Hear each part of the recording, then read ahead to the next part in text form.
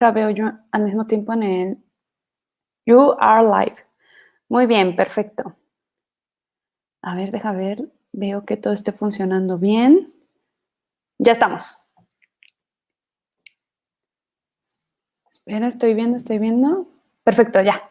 Ya estamos. ¿Nos escuchan? Deja ver. Sí, nos escuchan.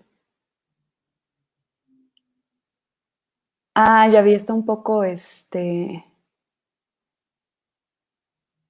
como que hablamos y en el Facebook se ve un poquito desfasado. Perfecto, pero bueno, ya estamos aquí. ¿Pero se puede? ¿Está bien? ¿O quieres que Sí. cambiemos? ¿Sí? No, está bien. Está Bueno, bien. Bueno, primero muchas gracias, Isabel, por aceptar la invitación a esta círcula virtual para hablar sobre salud sexual, sobre también, también. salud global, está relacionado, sobre salud global y feminismo. Y pues, Isabel es una gran amiga de la círcula, estamos muy felices que esté con nosotras desde Washington, D.C. Y pues bueno, nada más les recuerdo las reglas de convivencia, que bueno, con la era virtual han cambiado un poco, pero recuerden que la círcula es un espacio libre de violencia, entonces tenemos cero tolerancia ante cualquier tipo de violencia. Y pues también primero vamos a hablar un poco sobre el tema y al final vamos a dejar un tiempo para preguntas y respuestas que Isabel muy eh, muy amablemente nos va a responder. Entonces, pues bueno, Isa, te doy la palabra. Muchas gracias, Pame, y muchas gracias también por la invitación. La Círcula tiene como un espacio en mi corazón, como tú sabes, como grandes amigas y me parecen todas brillantes abogadas, entonces estoy súper contenta de estar aquí con ustedes hoy.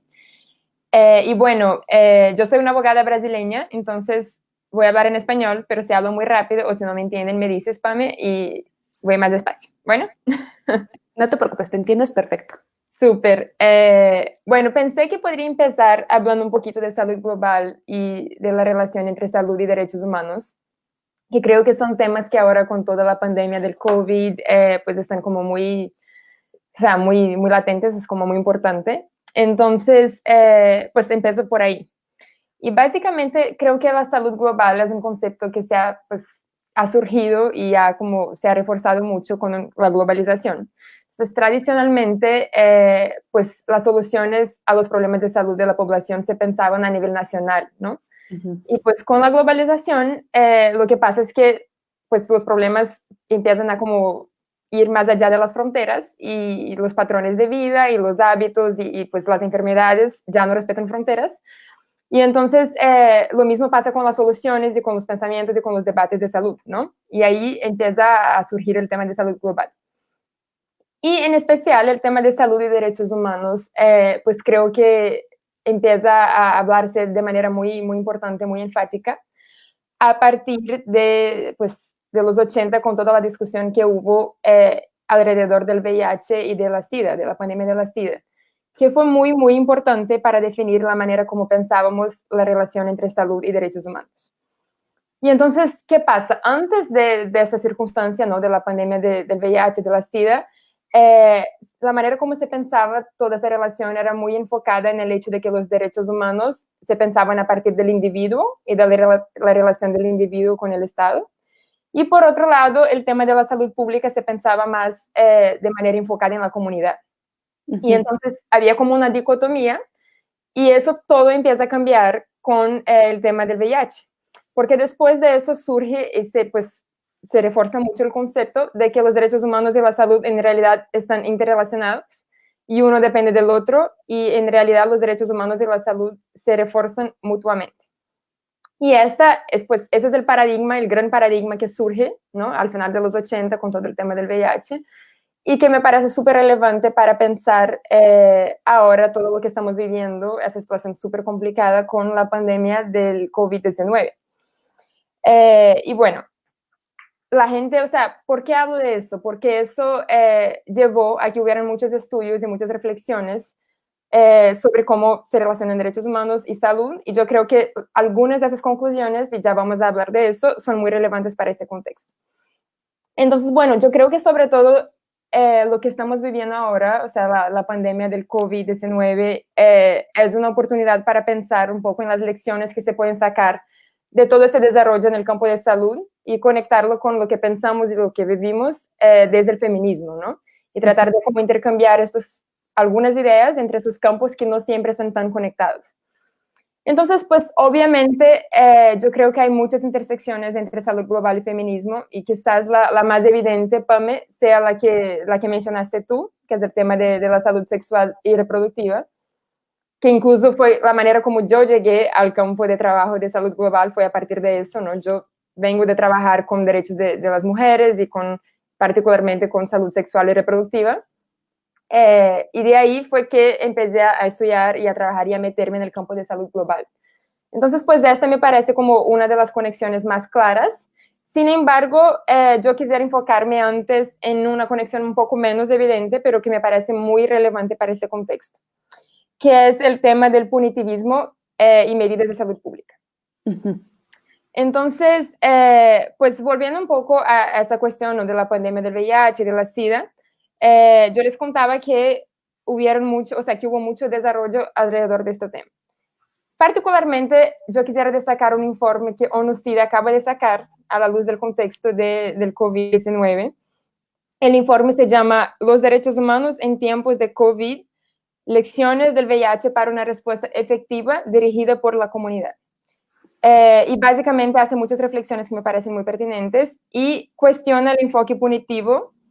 Y básicamente lo que concluye es que la penalización no es la respuesta, incluso puede hacer más daño que hacer bien. Uh-huh. Y bueno, cuestiona todo el hecho de que se utiliza el derecho penal para regular el comportamiento, para prevenir la transmisión del virus, que se tenga como un enfoque muy severo, muy drástico para abordar el tema de la propagación del virus. Y lo que dice es que básicamente tanto desde el punto de vista de salud pública como desde el punto de vista de los derechos humanos, el enfoque punitivo puede ser un gran problema, ¿no? Uh-huh. Entonces, la manera como nosotros vemos que se plantea ese debate, incluso en círculos de derechos humanos, muchas veces es que, pues, una posición, ¿no? Salud pública o derechos humanos, como que, pues, sí, las medidas que se toman en el contexto de la pandemia para proteger a la salud pública muchas veces ponen en riesgo los derechos humanos. Y eso es verdad en muchos contextos, en muchos países de la región nosotros lo que vemos son estados de emergencia y pues limitaciones a muchas de las libertades, y eso es cierto. Pero por otro lado hay que pensar que no siempre son cosas opuestas, de que como yo mencionaba antes, en el contexto de salud pues se refuerzan los conceptos de derechos humanos y salud pública, ¿no? Y lo que nosotros vemos es que el enfoque punitivo pues por un lado es un problema para el tema de los derechos humanos porque pone en riesgo muchas de las libertades que nosotros conocemos y particularmente con los grupos en situación de vulnerabilidad es muy problemático. Pero más allá de eso, no es que ese enfoque punitivo proteja a la salud pública como se espera.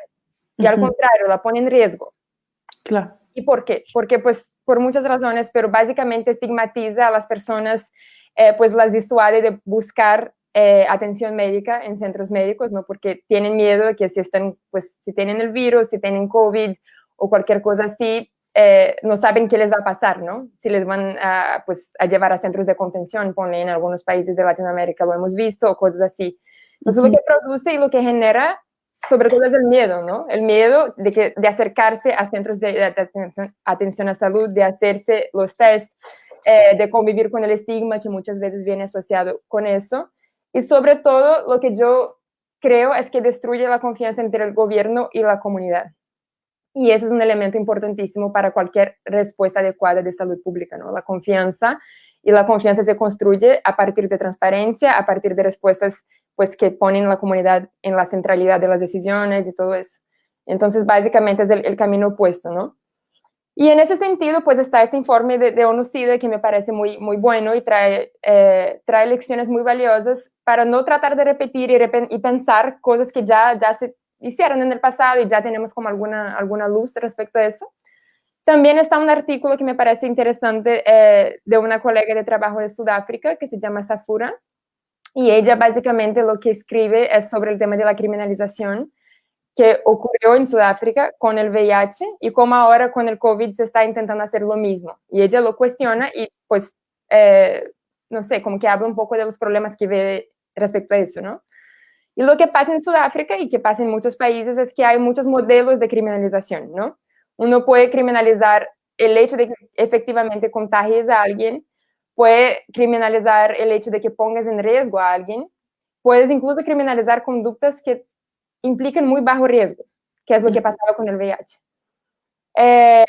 Y pues pensando un poco en el contexto mexicano, yo creo que incluso otro recurso que está bueno es un artículo de opinión de Estefanía Vela, que yo sé que incluso colaboró con la Círcula en el pasado, y ella habla exactamente de eso, ¿no? Que cuando empieza la cuestión de la pandemia, ¿no? Del COVID y llega a México, muchas autoridades salen a llamar por la criminalización, ¿no? Y en varios estados salen a decir, pues que no, que la gente que incumpla las medidas va a terminar en la cárcel. Incluso lo que dice Estefanía Vela, que me pareció interesante, es que los códigos penales de varios estados en México y también pues el Código Federal, que ustedes conocen muchísimo mejor que yo, pero tienen incluso esta figura del peligro de contagio, ¿no? Sí. Y entonces... Que, bueno, en algunos estados la van a abrogar seguramente. Sí. Y es una propuesta, pero está en proceso pronto. Sí, pues sí, muy complicado.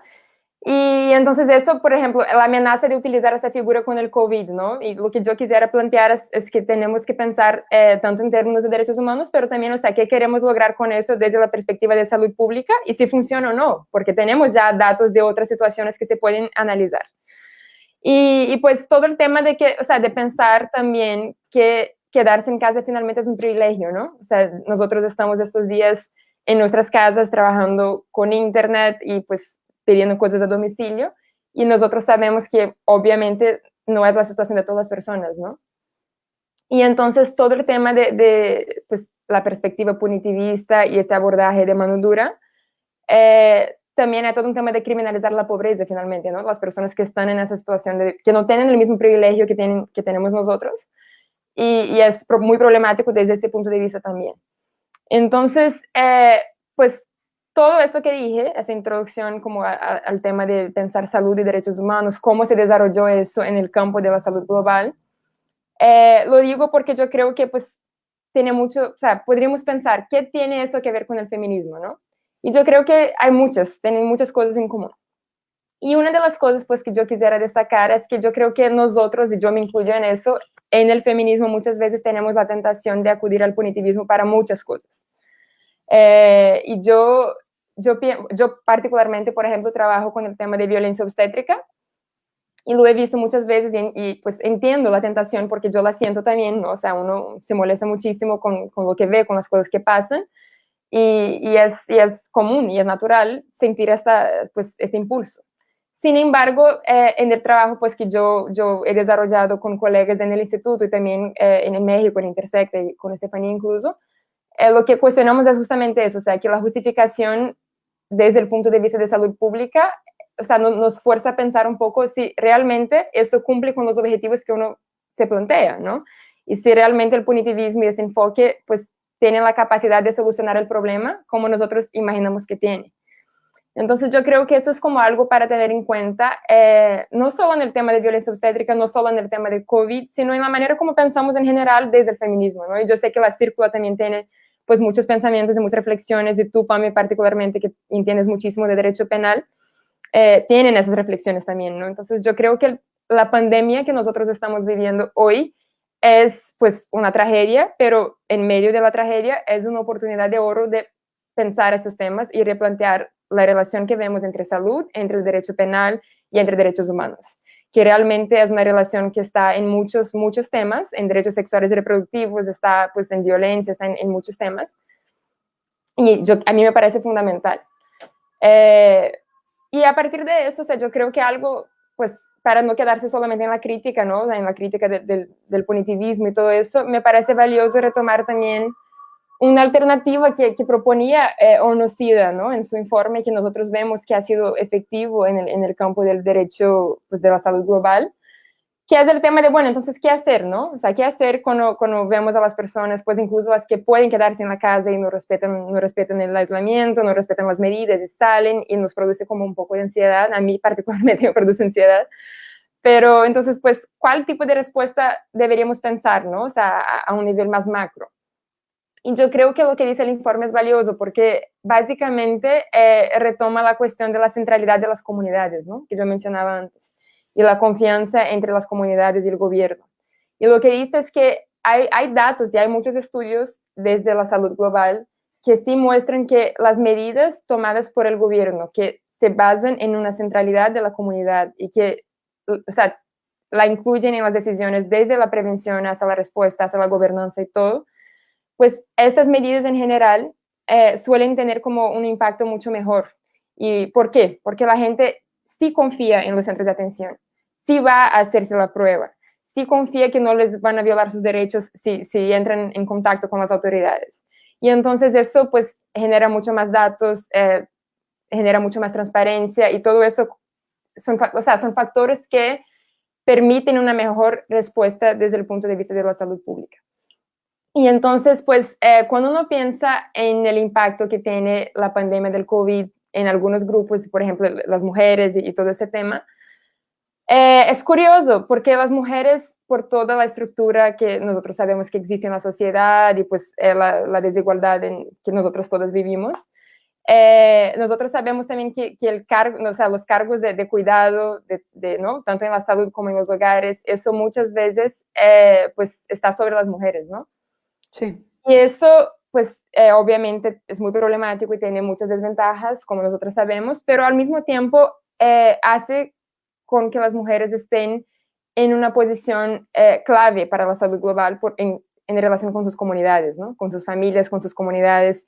Tienen muchísima información respecto a lo que está pasando. Entonces, si uno pensara así como que desde el punto de vista de la salud pública, identificaría muy fácilmente que las mujeres son clave en la respuesta porque pues ellas están muy bien ubicadas para percibir, por ejemplo, pues patrones, o sea, qué está pasando, cómo se está organizando la sociedad, la familia, cómo está respondiendo, cómo está reaccionando al tema de la pandemia. Entonces es una posición realmente clave.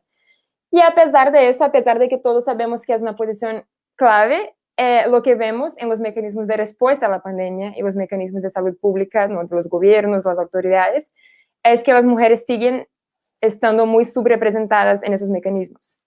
Y no se escucha su voz de la misma manera, ni en la manera como se preparan pues, la respuesta, la detección, la gobernanza, nada respecto a la pandemia, pues tienen la misma representación de las mujeres que los hombres. Entonces, pues, lo que hay es básicamente una contradicción, ¿no? O sea, todo el rol central que las mujeres tienen en su comunidad y, sin embargo, este rol no se replica en los niveles de mecanismos de salud para responder a esa situación de crisis de salud. Entonces, hay que pensar muy bien en cómo estructurar eso, claro, porque, pues, obviamente lo que no queremos es sobrecargar aún más, ¿no? A las mujeres que ya están a cargo del cuidado de sus familias y pues de los sistemas de salud y todo eso, pero sin duda hay que pensar en el valor que tienen y que tiene su voz especialmente para la toma de decisiones en este espacio, ¿no? Sí, claro. Y pues sí, entonces como que, y especialmente yo diría que eso es muy importante porque como decía yo, el tema del impacto diferenciado es muy presente, ¿no? Cuando uno piensa en feminismos y piensa en salud global, y eso por varias razones. Como yo mencionaba, el tema de que muchas veces el personal de salud de los hospitales que están pues en el centro de esta pandemia, las mujeres son la mayor parte de ese personal de salud en muchas situaciones. Sí. Entonces, enfermeras, médicas, o sea, las personas que están ahí todos los días luchando contra la enfermedad. Al mismo tiempo, como yo mencionaba también, pues están con la carga de cuidado de sus familias, pues ¿no? Muchas veces sus esposos, sus hijos en la casa y también, además de eso, su trabajo, ¿no? Y las actividades que tenían también fuera del hogar. Y otro punto que pues yo empecé hablando de eso y ahora me gustaría retomarlo, que es el tema de la salud sexual y reproductiva, ¿no? Nosotros hemos visto ya en varios países, y yo ahora estoy en Estados Unidos y acá ha sido un tema muy fuerte esto, que en medio de la pandemia se está restringiendo el acceso a abortos y a otros servicios de salud sexual y reproductiva. Sí. En muchos estados. Y eso se hace en general con un pensamiento de que dicen que no es un servicio esencial y que en el contexto de la pandemia, pues los recursos tienen que destinarse a los servicios esenciales. Que nosotros sabemos que no es, o sea, no es cierto y que es un absurdo, pero bueno, eso se está haciendo. Y lo que yo quisiera retomar a partir de esta, pues, esta información, esta realidad, es que nosotros en otros contextos de crisis de salud, que nosotros acompañamos, por ejemplo, el Zika o ébola y cosas así, ya vimos, ¿no?, el impacto que tiene sobre las mujeres, pues, ese tipo de crisis y su ausencia en los mecanismos de respuesta, y especialmente pues, en relación con su autonomía y su poder de decisión, ¿no? Yo creo que el Zika fue como una oportunidad muy fuerte para percibir eso, percibir el impacto que había sobre las mujeres y pues cómo su autonomía se veía comprometida en esa situación. Y yo creo que pues con el COVID es muy parecido en el sentido de que también hay un impacto diferenciado muy fuerte y que sin duda la manera de tratar de manejar este impacto diferenciado es teniendo a las mujeres en los espacios de decisión de salud pública y de los gobiernos. Y la CIDH misma ha hecho un llamado a los estados a incorporar la perspectiva de género en la respuesta a la pandemia y ha dicho específicamente que eso también se relaciona con tener a mujeres en posiciones de toma de decisión. Y pues de pronto como finalizar esta exposición mencionando que pues nosotros sabemos, yo he visto muchas veces en la prensa y artículos que mencionan como algunos países que tienen liderazgos de mujeres y cómo han reaccionado como pues a la pandemia, y en general me parece que ha reaccionado bien, pero lo digo con base en prensa, yo creo que todavía no tenemos datos para entender cuál es el impacto de un liderazgo de una mujer en los temas pues, que nos dicen respecto a todas las mujeres, y eso es algo que se puede estudiar y ojalá en el futuro haya como datos sobre eso, pero sí es algo interesante pensar, ¿no? Como que pues, cómo, o sea, qué impacto tiene el hecho de que uno tenga mujeres en posiciones de poder y de decisión en esas crisis de salud, considerando especialmente el impacto pues, diferenciado. Entonces yo creo que esos son como los puntos que yo quería tocar. Yo creo que es una oportunidad, como decía, de oro para empezar a acercar como discusiones que muchas veces las llevamos desde puntos diferentes y separados, las discusiones de políticas públicas de salud, luego las discusiones de derechos humanos y luego las discusiones del feminismo. Y yo creo que cada vez más es importante tratar de unirlas y tener este diálogo y fortalecerlo. Y la pandemia, con toda la tragedia que ha sido y que ha representado, yo creo que es una gran oportunidad para acercar esas discusiones, y por eso les doy las gracias nuevamente por la oportunidad de estar aquí y de plantear como algunos de esos puentes que veo. Ana dice, he leído varios artículos que dicen que los países con mujeres presidentas han sido los que mejor han enfrentado la crisis del COVID. ¿Crees que esto es por los conocimientos y roles adquiridos, por los deberes de cuidado o por ser un estereotipo de la supuesta sensibilidad de las mujeres? Sí, esa es una muy buena pregunta, Ana, gracias. Yo creo, pues mi impresión es creer que cuando llegan a posiciones de poder, pues las personas que han vivido situaciones de discriminación y de pues, desigualdad, ellas perciben cosas, ¿no?, que otras personas en posiciones de privilegio no perciben. Y yo, por ejemplo, lo siento, pues, yo creo que en el tema de discriminación de género, cosas así, es la única manera que lo siento, pero yo me imagino que, por ejemplo, las mujeres, pues, afro-brasileñas y cosas así, es lo mismo, ¿no? Finalmente el privilegio es no darte cuenta de cosas porque nunca pasas por ese tipo de situación. Entonces, no es que las personas pues sean como malas personas y por eso no incorporen medidas en pro de algunos grupos en situación de vulnerabilidad o algo así, sino que muchas veces lo que pasa es que ellas no lo han vivido, y por no haberlo vivido no saben, nunca se fijaron en algunas cosas que las personas que están en esa situación sí viven, ¿no? Entonces yo, pues, como digo, no hay datos todavía, creo, o por lo menos si los hay no los conozco, en el sentido de por qué pasa eso. Pero yo diría que pues un tema de realmente como percibir las dificultades a partir de la propia experiencia, ¿no? Y eso es muy valioso en la hora de tomar decisiones. Pero lo otro que quería comentar, Ana, que me parece muy relevante, es que cuando yo estaba en Colombia trabajando con derechos de las mujeres, antes de que se firmara, o creo que justo después que se firmó el acuerdo de paz, había mucha discusión en Colombia sobre el tema ¿no?, del rol de las mujeres en la paz y todo eso. Y yo una vez estuve en un foro y había como unas personas, pues unas autoridades más a la derecha en el espectro político, y lo que ellas decían es que las mujeres tenían un rol muy fuerte en la construcción de paz por el cuidado, ¿no? Porque por su importancia en los roles de cuidado.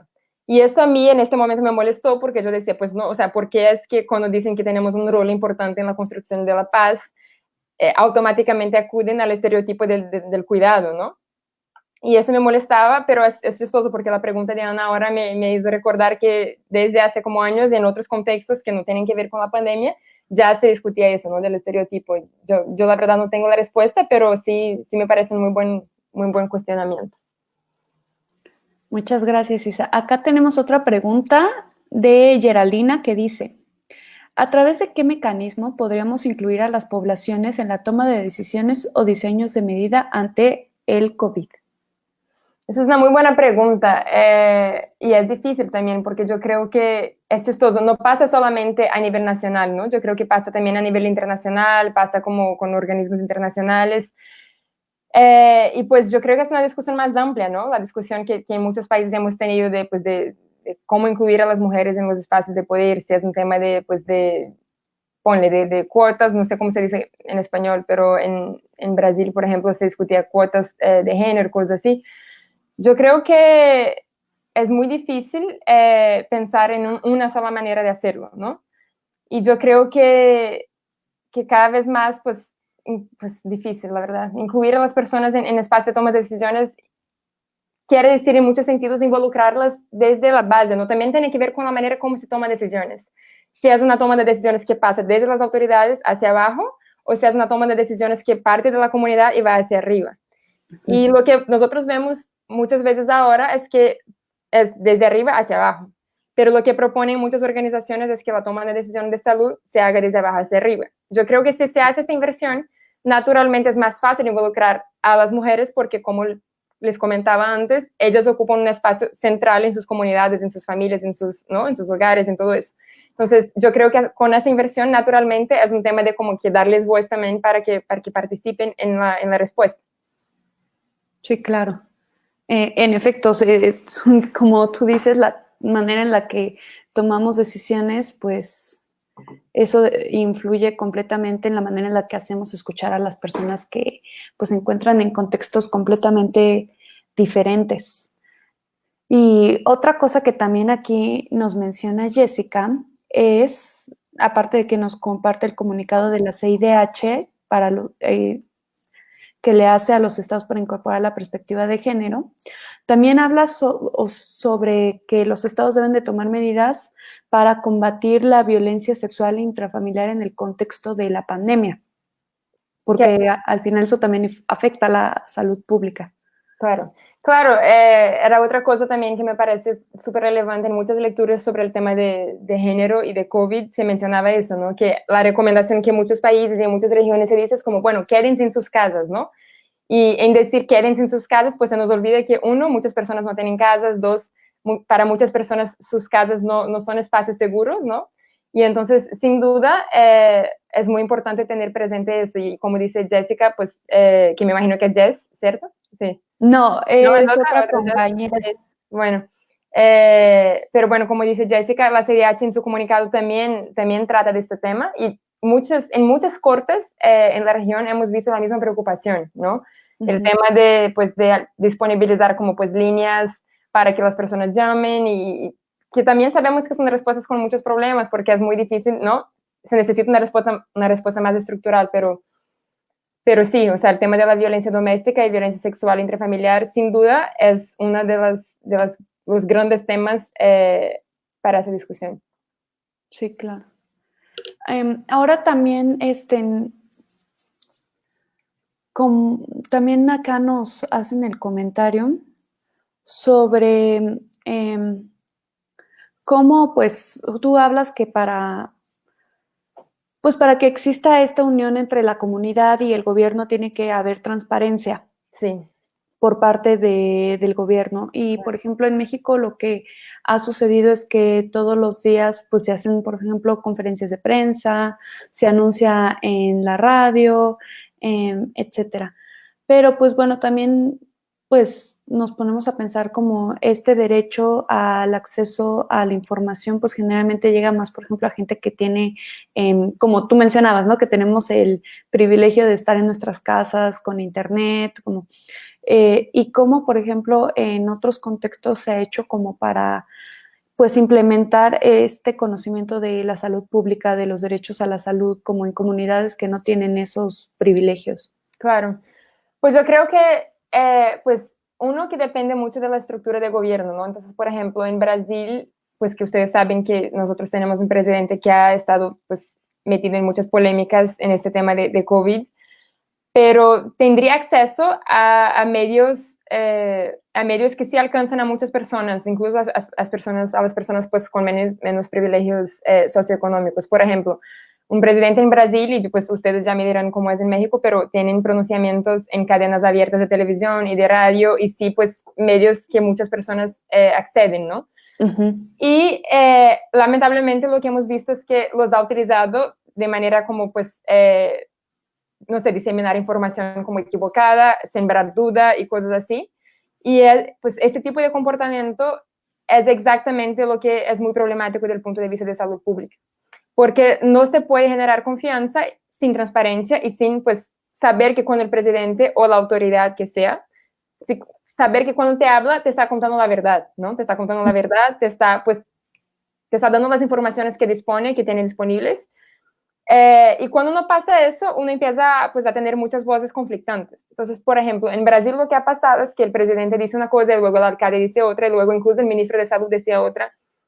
Y uno tenía como 4 o 5 voces distintas. Y eso pues era muy problemático porque uno, o sea, ahí sí como que uno no sabe a quién creer, ¿no? Uno no sabe cuál es la información verdadera, qué es cierto. Y no es que el gobierno siempre tenga la respuesta adecuada. O sea, uno siempre puede pues, tomar medidas y después darse cuenta que se equivocó o pues que no era lo mejor. Pero las respuestas de salud pública son un poco así, ¿no? Como uno prueba y luego pues mide el impacto y ve y ajusta su respuesta y todo eso. Y yo creo que respecto a este tema de información, Pame, hay otra complejidad, otro nivel de complejidad más en los tiempos que vivimos actualmente, que es el tema de las redes sociales, ¿no? Sí. Y que muchas veces la respuesta pues, de los gobiernos, y también en El Salvador ha sido así también, pues vienen muy rápidamente en Estados Unidos también, ¿no? En Twitter, y se manifiestan así. Y es muy difícil, pues con estas redes, hacer como todo el proceso pues de chequear, ¿no? Que es cierto, que no es las fake news, ¿no? Que nosotros escuchamos mucho en las elecciones, en varias elecciones. Y entonces yo creo que eso también es algo que es otro nivel y otro reto más que vamos a enfrentar en esta pandemia, que es como pues el tema de la salud pública en una época de fake news, en que hay información verdadera, pero también hay muchos canales y mucha información que no es cierta circulando. Y yo creo que pues eso es algo que la manera como estudiamos este fenómeno y lo incorporamos, lo absorbemos y reaccionamos a eso, nos va a servir también para pensar en otras crisis de salud pública en el futuro, pero sin duda es una gran complejidad. O sea, yo siento que muchos países que han estado pues en el centro de las discusiones respecto a sus respuestas, ¿no? En este contexto de COVID, tienen una relación muy estrecha con las redes y con informaciones rápidas que no siempre pues se chequean, ¿no? Brasil, El Salvador, no sé, el propio Estados Unidos también. Entonces, como que es algo para pensar. Muchas gracias, Isa. Dimna nos pregunta, ¿qué efectos o consecuencias crees que tenga el COVID en respecto a la salud mental? ¿Y qué acciones podríamos hacer para que se eleve a una cuestión de política pública, su atención y prevención, que también es un tema súper importante? Sí, no, es muchísimo, súper importante. Y yo creo que es un tema que, a pesar de su importancia, no ha ganado el mismo protagonismo, ¿no? En las discusiones de salud pública y todo. Sí han salido como algunos artículos, algunos informes, pero yo creo que pues, la salud mental muchas veces es como invisible, ¿no? Que es uno de sus grandes, pues, los grandes problemas y retos. Y en los últimos años, pues, ha habido como bastante esfuerzo desde el punto de vista de las personas que trabajan en gobernanza de salud global en visibilizarlo. Entonces, por ejemplo, el relator de la ONU para la salud, creo que uno de sus informes, cuando yo estaba justo llegando a Estados Unidos, creo que sacó un informe sobre salud mental y todo eso. Y ahora en el COVID eso va a ser como otro gran tema. Y en términos de políticas públicas, pues la verdad o sea, el otro día con mi compañero, con Santiago, comentábamos que en Bogotá, él es colombiano, pues las autoridades de la policía como que se estaban encargando de hacer como que de estar en las calles, de salir por las calles, de hacer como actividades de entretenimiento y conciertos y eso, y él me preguntaba, pues, ¿tú qué piensas de eso, no? ¿Será que ayuda, no ayuda? Y yo la verdad no sé, yo no sé creo que todavía no tenemos datos para pensarlo, pero sin duda yo creo que es un tema para pensarlo desde las políticas públicas. No creo que sea un tema puntual. Creo que el impacto de eso pues se va a sentir fuertemente con el tiempo, cuando empecemos como pues, a registrar y a medir lo que está pasando. Y yo creo que todos, como decía, todos que tenemos el privilegio de estar en la casa, pues sentimos que es realmente, hay días y días, ¿no? Uno como que Claro. es fuerte. Pero sí, me parece una excelente pregunta y la verdad es que no tengo la respuesta, pero creo que veremos muchos efectos de eso en los próximos meses. Y aparte, ahí también creo que se puede tomar en cuenta como la discusión como desde lo público, a lo privado, ¿no? Como estas políticas públicas, pues cómo van a entrar específicamente para la salud mental, cómo las entran a tu casa, entran a tu vida diaria. Claro. O sea, que son cuestiones que pues se tiene que cambiar, ¿no? O sea, tanto también este tema de salud mental, pues se tiende a ver mucho como un problema individual cuando... Claro. Yo creo que, perdón interrumpirte, Pamela, Sí, ¿terminaste o...? Sí, tú sigue. No, que iba a decir que sí, o sea, que exactamente lo que mencionaste por último, que creo que el tema de la salud mental tradicionalmente ha sido percibido socialmente como un tema de lo privado, ¿no? Un tema incluso muy estigmatizado. Y yo creo que es un poco lo que yo mencionaba antes, ¿no? El enfoque punitivo y todo eso, que resulta muchas veces en estigma, ¿no? El estigma de la persona que tiene la enfermedad y todo eso. Lo mismo aplica, creo que para la salud mental. O sea, en muchos niveles en muchos de nuestros países hay mucho estigma con la salud mental y pues el acto ¿no? de hablar de eso públicamente, de pedir ayuda y todo. Entonces yo creo que sin duda es algo que, o sea, nos va a forzar a tratar de romper esta barrera entre lo público y lo privado y en el sentido de políticas públicas de salud, ¿no? Claro. Jessica pregunta, ¿han generado alguna metodología para medir el efecto diferenciado de la pandemia o algunos informes que nos pueden apoyar cuando hablamos de efecto diferenciado? En particular por cuestiones de identidad de género. Por ejemplo, los casos de pico y género de Colombia y las medidas de Perú o Panamá que han afectado a las personas trans. Sí, no, es una gran pregunta también. Yo sé que en muchos, por ejemplo, yo sé que en muchas organizaciones internacionales, universidades, incluso nosotros en el instituto participamos, se están como recolectando muchos datos ahora sobre las respuestas de los estados a la pandemia. Y esta recolección de datos pues incluye muchísimos aspectos y entendiendo como políticas no solamente como una ley, sino como la manera como se implementan las decisiones y las decisiones en diferentes niveles de gobierno. Entonces yo sé que se están recolectando muchísimos datos respecto a eso en varios países. Hay muchas bases de datos de repositorios que están surgiendo, pero todavía se está en proceso de análisis de lo que eso representa, ¿no? O sea, del impacto. Entonces ahora, yo no sé si haya como informes ahora, pero sin duda van a haber. O sea, yo sé que recolección de datos hay.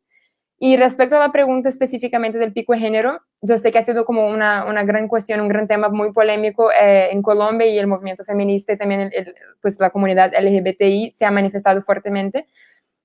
Y yo creo que yo no he leído eso, pero me enteré que en Perú ya habían como pues que no resultó, o sea, tuvo un efecto muy negativo para la población trans y todo eso, y que eso pues cuando llega a Colombia y Bogotá a adoptar el pico de género, ya habían como algunos datos llegando desde Perú de que tenía un impacto negativo muy fuerte.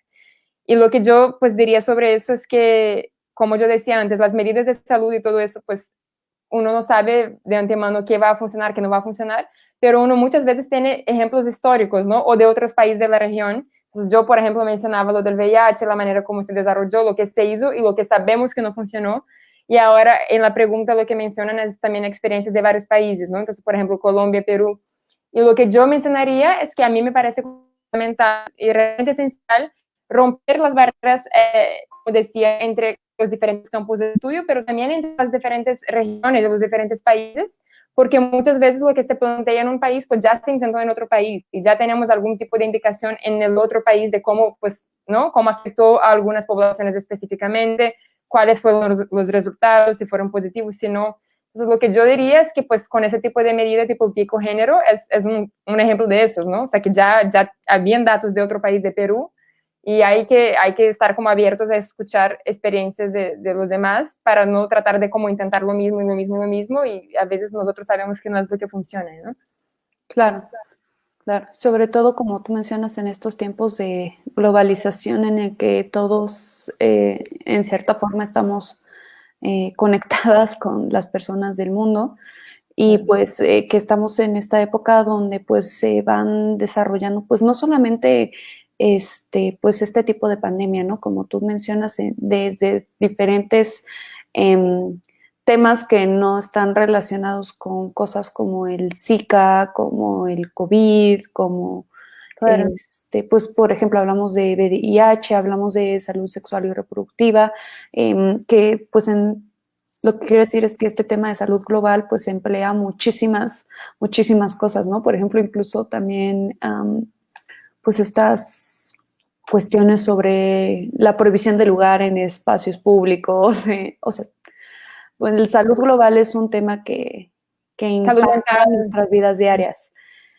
Frida nos pregunta, ¿tendrán algún antecedente sobre si se ha trabajado en protocolos de manejo de cadáveres con perspectiva de género y de respeto a derechos humanos? Bueno, con todo este tema de que pues en los países la gente pues no ha podido pues acceder a los cuerpos de sus familiares que han fallecido a causa del COVID, Ujú, ujú. que no se les permite el contacto y también pues el manejo de esto. Sí.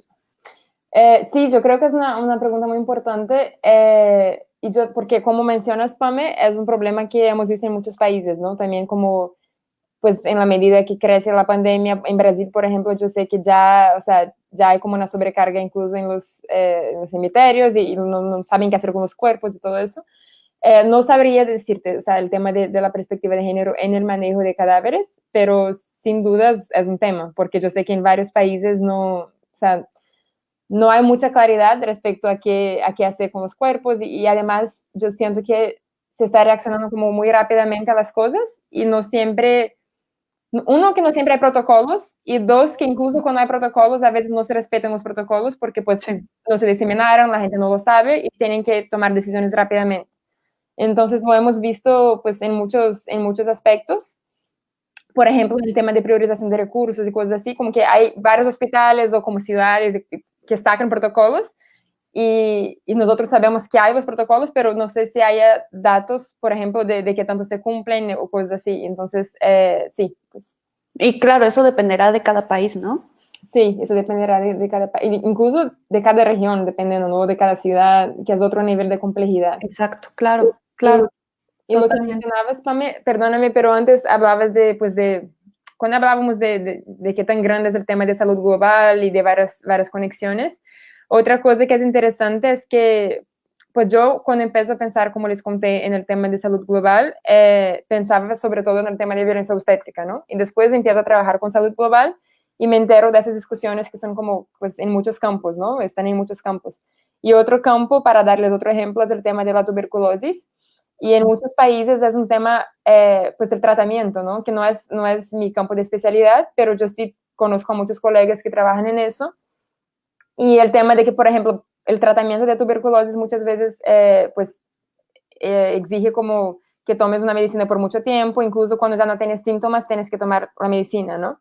Ujú. Y en muchos países, pues la gente pues hay casos de personas que dejaban de tomar la medicina y pues les ponían en la cárcel.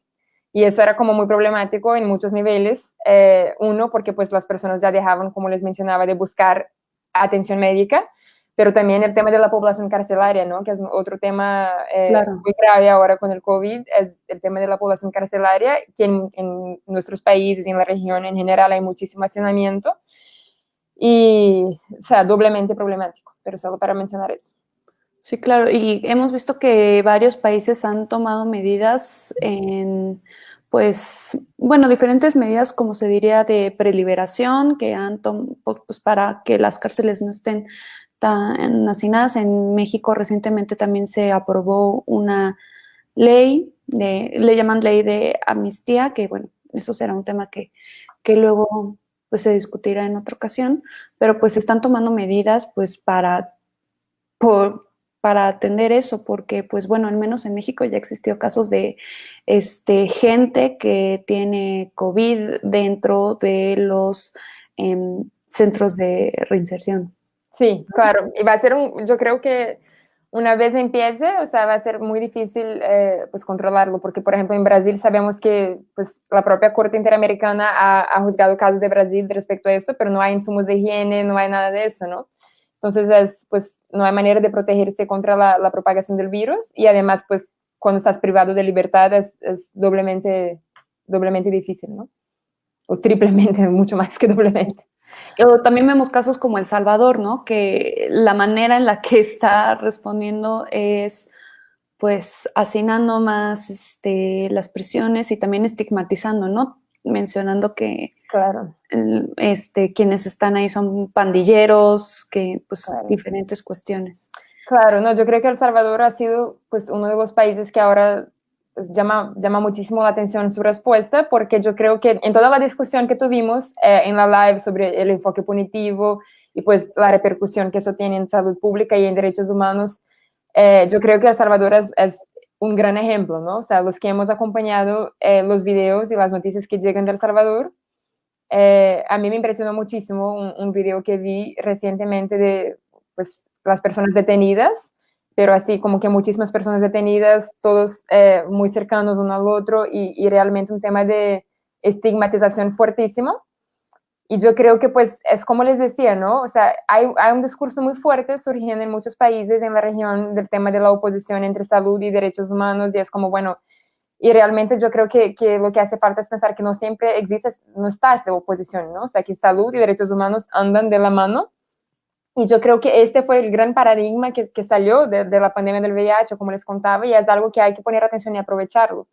Y yo estuve pues participé en un webinar hace poco tiempo y justo una persona que está participando en la toma de decisiones a nivel de la OMS y todo, esa persona no pudo participar, pero envió un video. Y en el video lo que decía me llamó mucho la atención porque decía que pues a cada gran crisis de salud se saca, pues cambia el paradigma y se saca alguna gran lección, ¿no?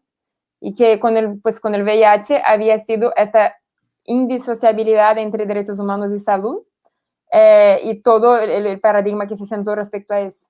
Y que ahora con la crisis del COVID habríamos que repensar cuál sería, ¿no? ¿Cuál sería la gran lección que sacaremos pues, de esta situación de crisis?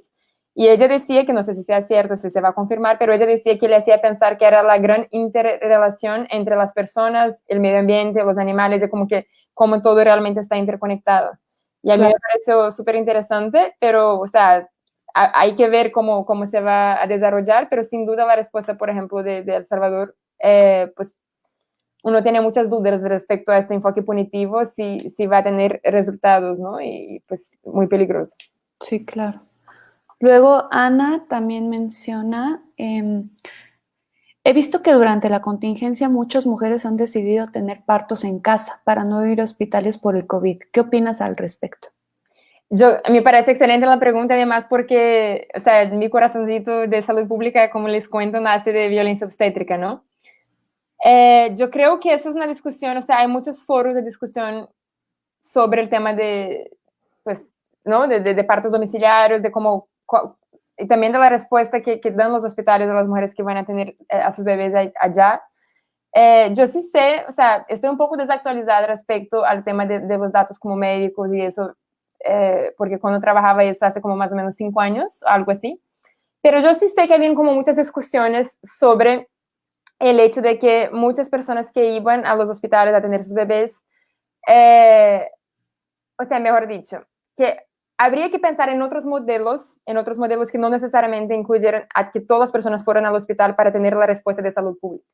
Yo sé que muchos modelos se han planteado, entonces, por ejemplo, hay algunos centros que tienen como, poner el hospital y alrededor como algunas casas de parto, y muy cerca, o sea, si hay cualquier complicación, están al lado, literal, y pueden llevar a las mujeres o algo así. ¿Por qué? Porque estar en el hospital implica un riesgo, ¿no? Que es lo que está ahora surgiendo de manera más fuerte con el tema del COVID, porque pues muchas personas no quieren evitar llegar al hospital. Entonces, realmente yo no me atrevo a decir como una recomendación que está bien tener el bebé en la casa o no, porque, como les digo, no estoy actualizada con los datos médicos de eso, Pero yo sí creo que hay que repensar diferentes modelos de políticas públicas de salud, incluso porque, por ejemplo, en Brasil un gran tema de violencia obstétrica es el hecho de que los índices de cesáreas, ¿no? ¿Se dice cesáreas en español? Sí. Los índices de cesáreas son muchísimo más altos que lo que recomienda la OMS. Y muchas de esas mujeres tienen cesáreas no porque deciden tener cesáreas, ¿no? Que estaría perfectamente, o sea, si tomas esa decisión de manera informada está perfecto. Sino que muchas llegan y a lo largo de su embarazo quieren y tienen el deseo de tener un parto normal y de alguna manera entre que entran al sistema de salud y entre que nazca el bebé, cambian de idea, ¿no? O no sé si cambian de idea o si algo pasa en ese proceso que les hace tener una cesárea. Entonces, ese tipo de datos, pues, nos hace cuestionar, ¿no? Nos hace cuestionar como qué tantos incentivos hay en ese proceso de salud para como imponerte algún tipo de práctica o imponerte no sé, imponer a su bebé algún tipo de práctica y cosas así. Y yo sin duda creo que es una oportunidad para repensar eso, o sea, repensar qué tanto no podemos estructurar el modelo de otra manera para que también pues, se proteja la salud de las mujeres y se pueda llegar en caso de complicaciones a los médicos, a los hospitales y todo eso. Pero yo creo que es una oportunidad para pensar si el modelo que teníamos es realmente el modelo más adecuado o necesario desde la perspectiva de la salud.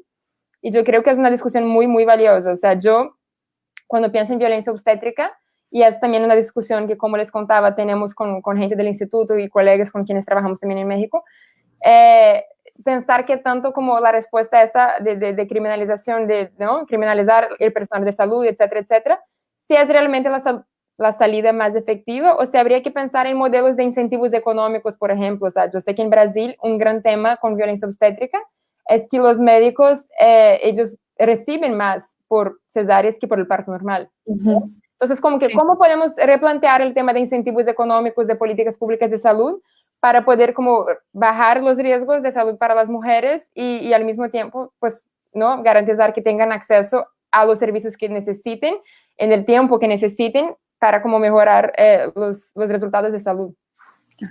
Y sobre todo esto en México pues tenemos a las famosas parteras que pues provienen desde, pues son una base fundamental de las comunidades y pues es pues un papel que juegan desde hace muchísimos años en México y en la historia de México, y pues también pues hay muchos grupos feministas que han luchado o que quieren poner sobre la mesa el tema de las parteras, ¿no? Pues para también pues buscar también una salud que no sea tan, como le llamarían, occidentalizada. O medicalizada, ¿no? O medicalizada también, ¿no? Sí. Entonces, pues que tomar en cuenta pues también otras prácticas que pues han funcionado y que, bueno, como tú dices, ¿no? También que se ha demostrado pues que son unas prácticas eficientes, que son adecuadas, que no ponen en riesgo la vida y pues bueno, que también respetan las tradiciones. Claro, y yo creo que eso tiene mucho que ver también con lo que hablábamos antes de la centralidad de las mujeres o de las comunidades, ¿no? Yo creo que muchas veces lo que hace falta, y yo creo que el tema de violencia obstétrica sale mucho de eso, es que o sea, la mujer no tiene la centralidad que debería tener en ese proceso, ¿no? Y el proceso, un proceso que es fisiológico, muchas veces es tratado como una enfermedad, incluso cuando no hay ninguna complicación de salud. Y yo creo que eso tiene un impacto muy fuerte, porque cuando se quita a la mujer de esta posición de centralidad, pues llega alguien en un contexto muy complicado, porque es un contexto de asimetría de información. O sea, si llega un médico en un momento en que estás pues en tu parto, en tu proceso de parto, y te dice, tienes que hacer X, X, X, o te vas a morir, o tu bebé se va a morir, pues hay una asimetría de información muy grande, ¿no? Del entrenamiento científico, claro, los datos que maneja, y es una situación que te pone como persona pasando por este proceso en una posición de vulnerabilidad. Entonces, yo creo que es muy complejo y yo creo que todo el debate de violencia obstétrica y también la discusión de políticas públicas de salud y la reforma que hay que hacer en ese sentido pasa muchísimo por eso, pasa por poner a la mujer nuevamente en un papel central en ese tipo de proceso y de toma de decisiones, y pues que tenga las informaciones que necesite para tomar esas decisiones, y que es lo que no pasaba en Brasil, como les digo, con el tema de la cesárea. Y pasa por eso, pasa por la centralidad, ¿no? Que pues diría yo que es una de las cosas de intervenciones de salud, tanto a nivel poblacional como individual, que es muy importante. Acá tenemos otras dos preguntas. Como todas sabemos, por esta situación hay un aumento en las horas que las mujeres dedican al hogar. Además de hacer teletrabajo, las mujeres están cuidando a los niños, adultos mayores y todas las demás tareas de cuidado. ¿Qué estrategias implementar para mejorar la situación de las mujeres? Bueno, esto es una pregunta que se sale un poquito del tema general. No, pero tiene que ver, o sea, yo creo que tiene que ver porque, pues por el impacto diferenciado, ¿no? El impacto diferenciado que tiene esta pandemia sobre las mujeres y exactamente, pues, como mencionas con esta pregunta y como lo mencionó Ana también anteriormente, es el tema del estereotipo del cuidado, ¿no? Y que eso es, sabemos que la carga sobre las mujeres es muchísimo mayor. Ahora, pensar en términos de estrategias de políticas públicas, pues eso yo creo que sí, ahí sí es una discusión muy amplia, ¿no? Porque es la discusión que hemos desde el feminismo pues luchado para visibilizar y para avanzar y empujar eso, que es la redistribución de eso, ¿no? Sí que es un tema muy complicado que tomar porque, pues bueno, también cuando hablamos en la división de las tareas del hogar y pues cómo eh, pues incluir a todas las personas de la familia en ello, porque pues, por ejemplo, muchas veces pues pensamos solamente en las parejas, ¿no? Pero también están los hijos, que generalmente las hijas hacen más tareas domésticas que los hijos, además que la mamá o la abuelita o quien sea que esté a cargo de las tareas del hogar. Un tema para, pues, para redistribuir estas tareas es un tema pues que pues está completamente en las políticas públicas, porque por ejemplo ahí el punitivismo no entra, ¿no? Como Claro. metan a la cárcel a mi esposo porque No, no le gusta lavar los trastes, es un tema eh, pues que no creo que pase en ningún panorama. Pero, pues, por ejemplo, lo que están haciendo en México es que en la radio se está escuchando como algunos anuncios que dicen, acuérdate que el hogar es tarea de todos, ¿no? Y entre todos podemos hacer algo. Que bueno, es un pequeño paso, pues al Claro, menos para visibilizar, escucharlo. sí. Al menos espero que le dé a la gente algo que pensar, pero pues es un tema muy, muy complicado, ¿no? Pues ahí, pues aparte de meterlo en los medios de comunicación, se tendría que meter en la educación pública, se tendría pues también pues como abogadas, pues hablamos del poder también del derecho, pues ya se han llevado avances en el derecho civil, en el que se ha reconocido que el trabajo en el hogar también es trabajo, ¿no? Claro, claro.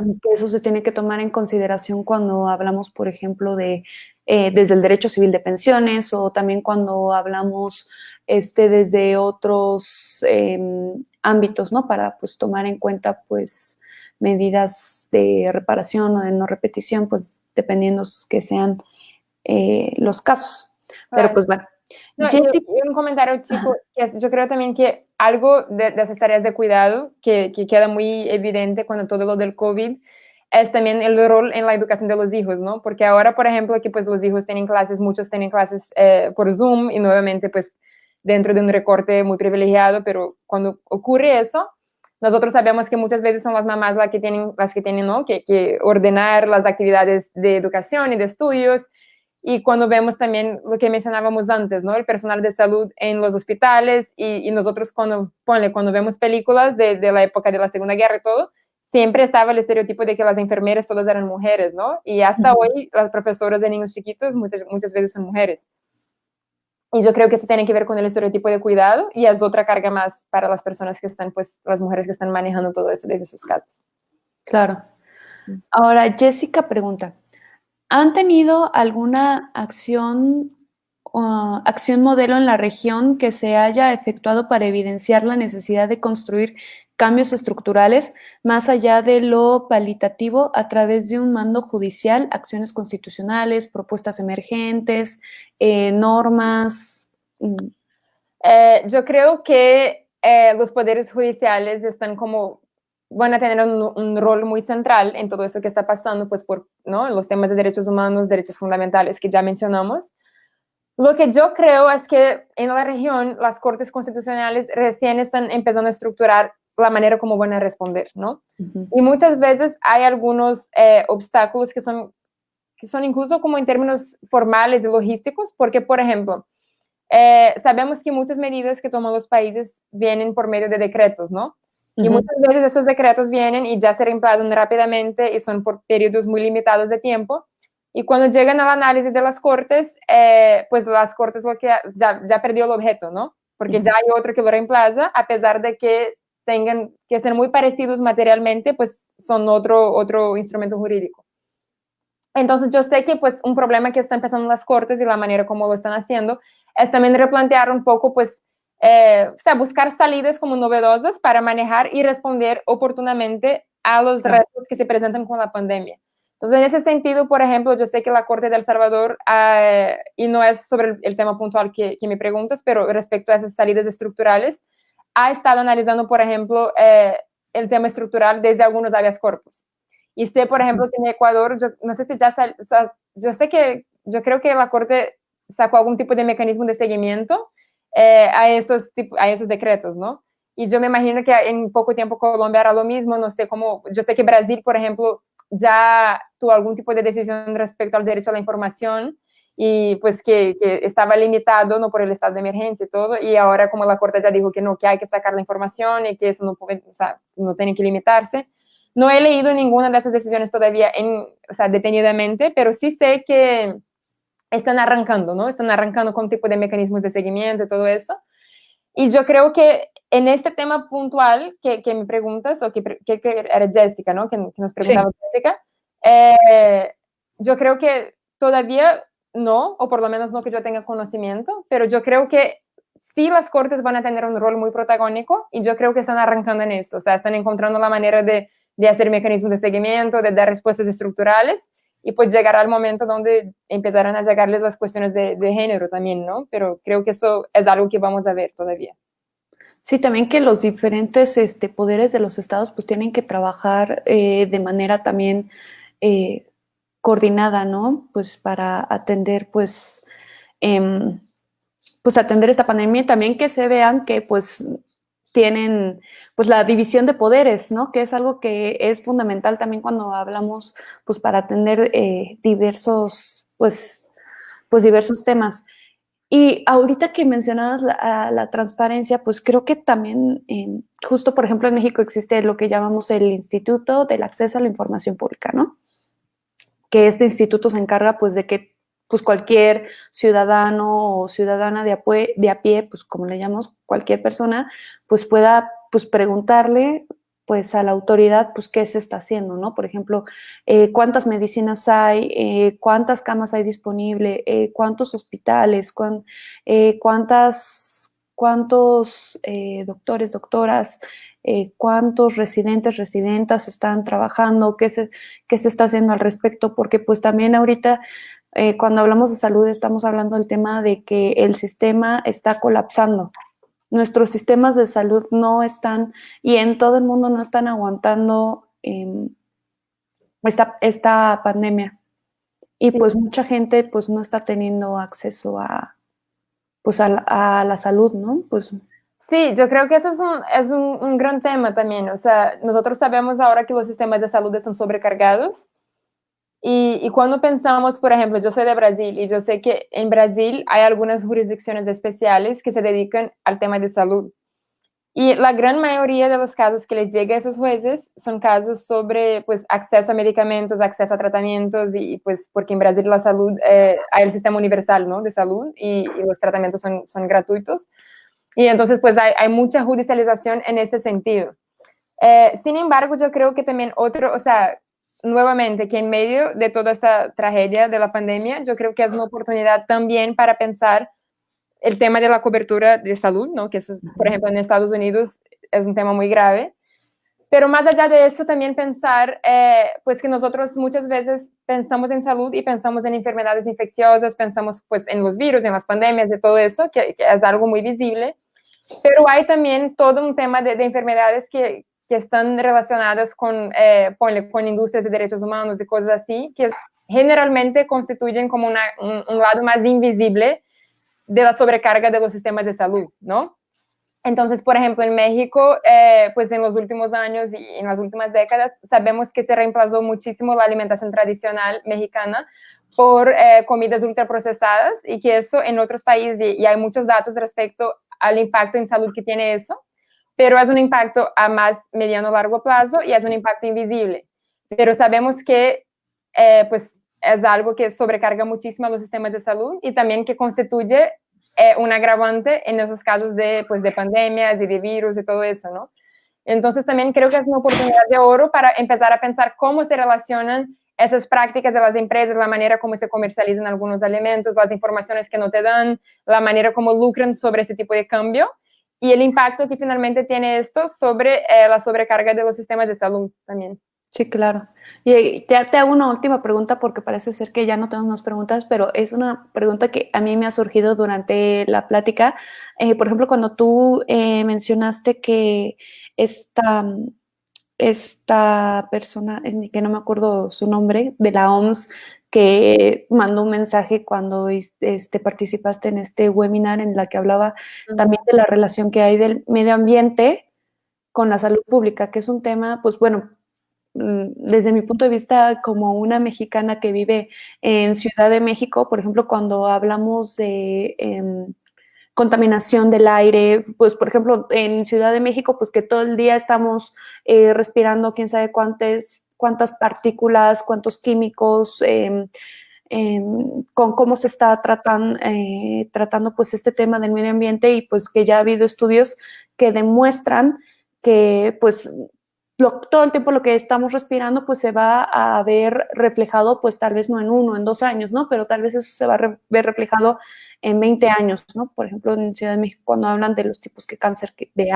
hay, de otras cuestiones, pues esto también, pues como el medio ambiente está pues está completamente relacionado con nuestra salud, ¿no? Y el derecho a tener un medio ambiente, pues, que sea sano. También hablamos, justo mencionabas de el derecho a la alimentación, ¿no? Pues hoy en día sabemos que todas las cosas procesadas que comemos, la carne, los huevos,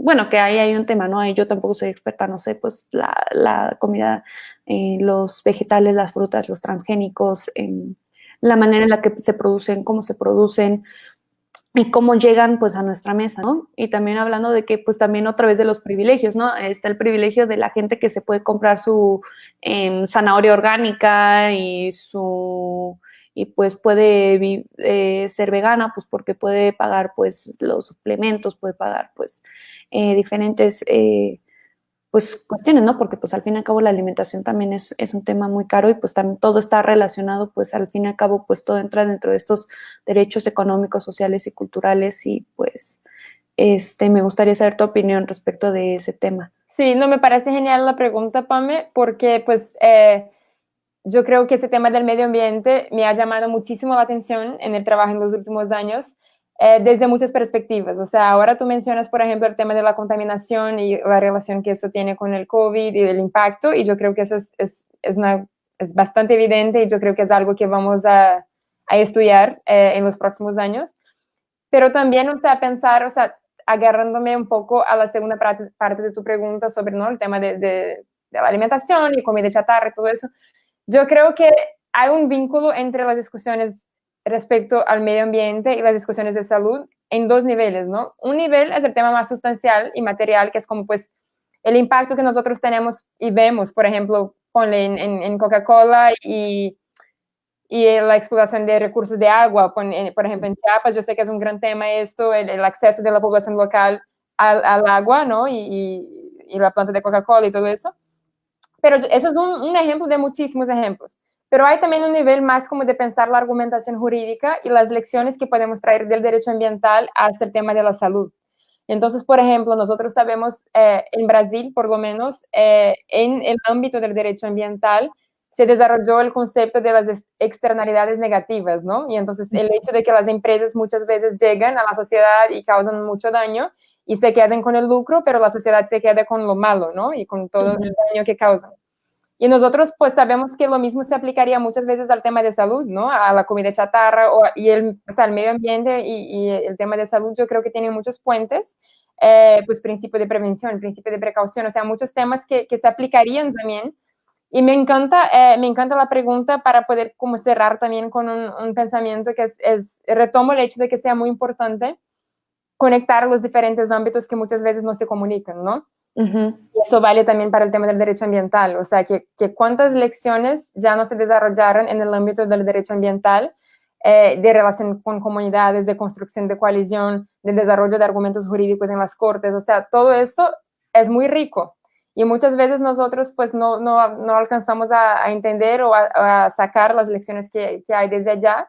Y yo creo que es otra conexión más que hay que hacerla y que todos, o sea, entre más diálogo tengamos entre todos esos campos, menos tendremos que volver a repetir los mismos errores y como que pues podemos aprender de las experiencias de los demás, seguramente como entendiendo que son experiencias distintas y que los retos son distintos en cada campo, ¿no? En el feminismo, en la salud global, en el medio ambiente, pero que sin duda hay una relación gigante. Y nosotros pues ya veremos, o sea, cómo el impacto que tiene esta pandemia en la manera como reestructuramos nuestro pensamiento, nuestras teorías jurídicas, y pues el gran paradigma que saldrá de eso, pero a mí me gustó también cuando escuché el tema de cómo todo está interconectado, ¿no? Y pues construir siempre sobre las lecciones que ya tenemos del pasado o de otras regiones, y yo creo que pues se pudiera terminar con esa reflexión, o sea, de unir diferentes campos y al mismo tiempo de entender que derechos humanos de salud no son ideas opuestas, no son ideas conflictivas, sino que una refuerza la otra y así, esa es la única manera que tenemos de avanzar desde un punto de vista de políticas públicas de salud. Claro. Pues muchísimas gracias, Isa. La verdad es que siempre es un gusto hablar contigo. Ya sabes que desde La Círcula te queremos mucho y te admiramos muchísimo. Y pues seguimos platicando y tal vez cuando pase toda esta pandemia y pase toda esta locura, ya podamos compartir datos más específicos sobre cómo se respondió, qué medidas se han hecho para atender pues todos los problemas que ahorita estamos pues en el ojo del huracán y todavía tenemos que saber qué es lo que vamos a hacer después de que todo esto acabe y cómo es que pues vamos a responder y tal, incluso cómo es que nuestra vida tal vez pues vaya a cambiar, ¿no? Claro. Entonces, pues nos dio mucho gusto que nos acompañaras. Muchísimas gracias, Isa. Y pues seguimos en contacto y desde La Círcula recuerda que te queremos mucho. Muchas gracias, Pame. O sea, si quieren los artículos de estos que mencioné sobre el tema del punitivismo y políticas públicas de salud, con mucho gusto se los comparto. Eso, o sea, ha empezado ya a salir material muy interesante sobre eso. Y yo lo que quisiera era darles las gracias a todas de La Círcula. O sea, yo las admiro muchísimo. Son todas abogadas brillantes y personas así excepcionales, además de que son grandes amigas. Entonces, siempre acompaño el trabajo de La Círcula y las quiero mucho y pues cuenten conmigo para lo que necesiten. Claro, claro que sí. Muchas gracias por la oportunidad. Voy a acabar la transmisión. Bueno, chao. Chao.